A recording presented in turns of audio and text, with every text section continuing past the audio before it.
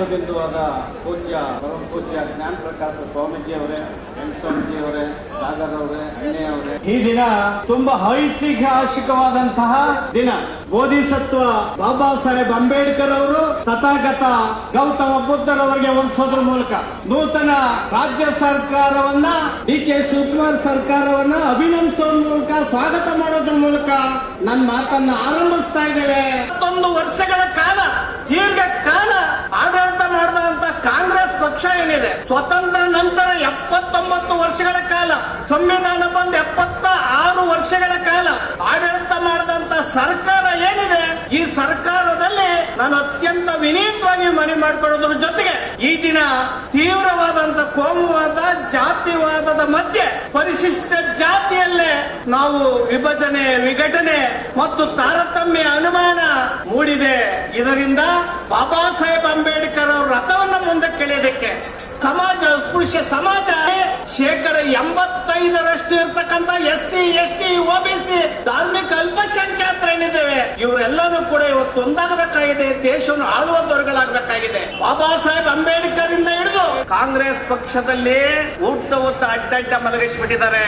ಆ ದಿನ ಬಾಬಾ ಸಾಹೇಬ್ ಅಂಬೇಡ್ಕರ್ ಅವ್ರಿಗೆ 54ರಲ್ಲಿ ಸೋಲಿಸಿ 77, 79ರಲ್ಲಿ ಪ್ರಧಾನಿ ಮಂತ್ರಿಯನ್ನ ಕೊಡ್ಲಿಲ್ಲ, ಅವ್ರಿಗೆ ಅಪಮಾನವನ್ನ ಮಾಡಿದ್ರು. ಬಸವಲಿಂಗಪ್ಪನವ್ರಿಗೆ ಸಚಿವರನ್ನ ಕೊಡದಲ್ಲೇ ಮೊಯ್ದಿ ವೀರಪ್ಪ ಮೊಯ್ಲಿ ಸರ್ಕಾರದಲ್ಲಿ ಅವ್ರ ಬ್ರೈನ್ ಎಮರೇಜ್ ಆಗಿ ಆಘಾತಕ್ಕೊಳಗಾಗಿ ಜೀವ ತೆತ್ತರು.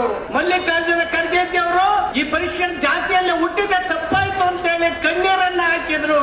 ಆ ದಿನ KH ರಂಗನಾಥ್ರವರಿಗೆ ಕಾಂಗ್ರೆಸ್ ಕಚೇರಿನಲ್ಲಿ ಕತ್ತಿಗೆ ಮಚ್ಚನ್ನ ಇಟ್ರು. IPD ಸಾಲಪ್ಪನವ್ರ ಕೊಳಗೆ ಹಾವನ್ನ ಸುತ್ತಿದ್ರು. ಶ್ರೀನಿವಾಸ್ ಪ್ರಸಾದ್ ಅವರು, KH ರಂಗನಾಥ್ರವರು, ಬಸವಲಿಂಗಪ್ಪನವರು, ಎನ್ ರಾಜಯ್ಯನವರು, ನಮ್ಮ ಮಾದೇವಪ್ಪನವರವರೆಗೂ ಕೂಡ ಅನೇಕ ಜನರು ಮುಖ್ಯಮಂತ್ರಿ ಸ್ಥಾನವನ್ನು ತುಂಬಬೇಕಾಗಿತ್ತು. 145 ಕೋಟಿ ಜನ ಪರಿಶಿಷ್ಟ ಜಾತಿ ಬರಬೇಕಾಗಿದೆ. 3 ಬಾರಿ ಪರಮೇಶ್ವರ್ ಅವರನ್ನ ಮಂತ್ರಿ ಸ್ಥಾನಗಳನ್ನ ದಲಿತರಿಗೆ, ಎಡಗೈ ಬಲಗೈನವ್ರಿಗೆ ಕೊಡಬೇಕು ಅಂತ ಈ ಮೂಲಕ ಆಗ್ರಹವನ್ನು ಮಾಡ್ತಾ ಇದ್ದೇನೆ. ಡಾಕ್ಟರ್ SC ಮಾದೇವಪ್ಪನವರು ದಲಿತ ಚಳವಳಿಯ ಮೂಲ ಸಲೆ, ದಲಿತ ಚಳವಳಿಯ ಎಲ್ಲ ಮುಖಂಡರು ಕೂಡ ಡಾಕ್ಟರ್ SC ಮಾದೇವಪ್ಪನವರ ಬೆನ್ನಿಗೆ ಇದ್ದೇವೆ, ಎದುರಬೇಕಾಗಿಲ್ಲ. ಮಾದೇವಪ್ಪನವರು ಏನಾದ್ರು ಮಂತ್ರಿ, ಪ್ರಬಲ ಮಂತ್ರಿಯನ್ನ ಸಮಾಜ ಖಾತೆಯನ್ನೇ ಕೊಟ್ಟು ಮತ್ತೊಂದು ಖಾತೆಯನ್ನ ಕೊಡದವರೆ ರಾಜ್ಯದಲ್ಲಿ ರಕ್ತ ಕ್ರಾಂತಿ ಅಂತಾರೆ ಅನ್ನೋ ಮಾತನ್ನ ಈ ಮೂಲಕ ಸರ್ಕಾರಕ್ಕೆ ಕೊಡಕ್ಕೆ ಇಚ್ಛೆ ಪಡ್ತೀವಿ. ನಾವು ಹಳ್ಳಿಗಳಲ್ಲಿ, ಜಿಲ್ಲೆಗಳಲ್ಲಿ ದೊಡ್ಡ ರಾಜಕೀಯ ಆಂದೋಲನವನ್ನ ಮಾಡ್ತೇವೆ. ಈ ಮೂಲಕ ಬಾಬಾ ಸಾಹೇಬ್ ಅಂಬೇಡ್ಕರ್ ಹೇಳಿದಂಗೆ ಸ್ವತಂತ್ರ ರಾಜಕೀಯ ಪಕ್ಷವನ್ನ, ಸ್ವತಂತ್ರ ಆಡಳಿತವನ್ನ ಈ ದೇಶದಲ್ಲಿ, ರಾಜ್ಯದಲ್ಲಿ ಮಾಡ್ತೇವೆ ಅನ್ನೋ ಮಾತನ್ನ ಈ ಮೂಲಕ ನಾನು ಮನವಿ ಮಾಡ್ತೇನೆ. ಡಾಕ್ಟರ್ SC ಮಾದೇವಪ್ಪನವರು ಅತ್ಯಂತ ಪ್ರಭಾವಿ ರಾಜಕಾರಣಿ. ಏನು ಸಿದ್ದರಾಮಯ್ಯನವರು, ಮಾದೇವಪ್ಪನವರಿದ್ದಾರೆ, ಸಿದ್ದರಾಮಯ್ಯನವರಿಲ್ಲ.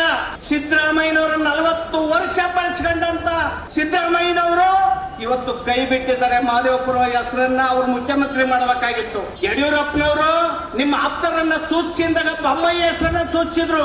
ಅದೇ ಕೆಲಸವನ್ನ ಸಿದ್ದರಾಮಯ್ಯನವರು ಮಾಡಬೇಕಾಗಿತ್ತು. ಸಿದ್ದರಾಮಯ್ಯನವರು ಕೆಳಜಾತಿಯ, ತನಗಿನ್ನ ಕೆಳಜಾತಿಯ ಅಧಿಕಾರವನ್ನ ಎಂಜಾಯ್ ಮಾಡಿ ಇವತ್ತು ಅವ್ರ ಮಗನನ್ನ ಮಂತ್ರಿಯನ್ನ ಮಾಡಿ ಮನೆಗೆ ಹೋಗಿದ್ದಾರೆ. ನಮ್ಗೇನು ಹೊಟ್ಟೆ ಕಿಚ್ಚಿಲ್ಲ. ನೀವು ಕೂಡಲೇ ಮಧ್ಯಪ್ರವೇಶಿಸಿ ಮಾದೇವಪ್ಪನವರಿಗೆ ಮಂತ್ರಿ ಪದವಿಯನ್ನು ಕೊಟ್ಟು ಇತಿಹಾಸದ ಕಪ್ಪು ಚುಕ್ಕಿಯನ್ನು ಉಳಿಸ್ಕೊಳ್ಬೇಕು ಅನ್ನೋ ಮಾತನ್ನ ಈ ಮೂಲಕ ನಾನು ಹೇಳಕ್ಕೆ ಇಚ್ಛೆ ಪಡ್ತೀನಿ.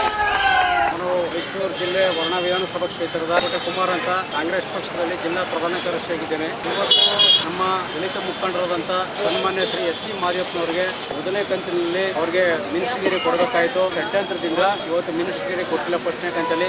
ಆದ್ರಿಂದ ನಾವು ಇಡೀ ದಕ್ಷಿಣ ಕರ್ನಾಟಕಕ್ಕೆ ಅನ್ಯಾಯ ಆಗತಕ್ಕಂಥ ಭಾವನೆಯಿಂದ ಇವತ್ತು ದಲಿತ ಮುಖಂಡರು ಎಲ್ಲರೂ ಕೂಡ ಒಕ್ಕೂಟದಿಂದ ಮೀಟಿಂಗ್ ಸೇರಿ ಇವತ್ತು ಪ್ರತಿಭಟನೆ ಹಮ್ಮಿಕೊಂಡಿದ್ದೀವಿ. ಆ ಒಂದು ಪ್ರತಿಭಟನೆ ನಮ್ಮ ಕಾಂಗ್ರೆಸ್ ಪಕ್ಷದ ಹೈಕಮಾಂಡ್ಗೆ ರಾಹುಲ್ ಗಾಂಧಿ ಇರ್ಬೋದು, ಸೋನಿಯಾ ಗಾಂಧಿ ಇರ್ಬೋದು, ಮಲ್ಲಿಕಾರ್ಜುನ ಖರ್ಗೆ ಸಾಹೇಬ್ರವರು ಇವ್ರ ಗಮನಕ್ಕೆ ಹೋಗಿ 2ನೇ ಕಂತಲ್ಲಿ ಅವ್ರಿಗೆ ಯಾವುದೇ ಕಾರಣಕ್ಕೂ ಮಿಸ್ ಆಗದ ರೀತಿ ಅವ್ರಿಗೆ ಮಂತ್ರಿಗಿರಿ ಕೊಡಬೇಕು ಅಂತಕ್ಕಂಥದ್ದು ನಮ್ದು ಒಕ್ಕಲೂರಿನ ಒಂದು ಹೋರಾಟದ ಪ್ರತಿಧ್ವನಿ ಮಾಡಿದೆ. ನಾವು 18ನೇ ತಾರೀಕಿಗೆ ಯಾವುದೇ ಕಾರಣಕ್ಕೂ ಮಿಸ್ ಆಗದ ರೀತಿ 2ನೇ ಕಂತಲ್ಲಿ ಸನ್ಮಾನ್ಯ ಶ್ರೀ SC ಮಾದೇವಪ್ಪನವರಿಗೆ ಮಂತ್ರಿಗಿರಿ ಕೊಡಬೇಕು ಅಂತಕ್ಕಂಥ ಪ್ರತಿಭಟನೆ ಹಮ್ಮಿಕೊಂಡಿದ್ದೀವಿ. ಕಾರಣ ಏನು ಅಂದ್ರೆ ಅವರು ದಲಿತ ಸಮಾಜದ ಮುಖಂಡರಾಗಿದ್ದಾರೆ. ರಾಜ್ಯದಲ್ಲಿ 40 ರಿಂದ 45 ವರ್ಷ ರಾಜಕಾರಣ ಅನುಭವದಲ್ಲಿರತಕ್ಕಂಥವ್ರವರು. ಇವತ್ತಿನ ದಿನ ಎಲ್ಲಾ ಜಿಲ್ಲೆಗಳು ಕೂಡ ಪ್ರತಿ ವಿಧಾನಸಭಾ ಕ್ಷೇತ್ರದಲ್ಲೂ ಕೂಡ ದಲಿತ ಬಾಂಧವರು, ಅವರ ಅಭಿಮಾನಿಗಳು ಮತ್ತು ಎಲ್ಲ ವರ್ಗದ ಲೀಡರ್ಗಳು ಕೂಡ ಬೆಂಬಲಿಸ್ತಾ ಇದ್ದಾರೆ. ಮುಂದಿನ ಚುನಾವಣೆ 2028ಕ್ಕೆ ಕಾಂಗ್ರೆಸ್ ಪಕ್ಷ ಮತ್ತೆ ಮರಳಿ ಬರಬೇಕು ಅಂದ್ರೆ ಸೆಕೆಂಡ್ನೇ ಕಂತಲ್ಲಿ ಎಸ್ ಸಿ ಮಾದೇವಪ್ಪ ಅವರಿಗೆ ಮಿನಿಸ್ಟ್ರಿಗೆ ಕೊಡಬೇಕು ಅಂತಕ್ಕಂಥದ್ದು ನಮ್ಮದು ಒತ್ತಾಯ. ನನ್ನ ಹೆಸರು ಹೊಸಕೋಟೆ ಕುಮಾರ್ ಅಂತ, ಮೈಸೂರು ಜಿಲ್ಲಾ ಪ್ರಧಾನ ಕಾರ್ಯದರ್ಶಿ ಕಾಂಗ್ರೆಸ್ ಪಕ್ಷ. ಬೆಂಗಳೂರು ಜಿಲ್ಲಾಧ್ಯಕ್ಷರಾಗಿ ಮಹಾನಾಯಕ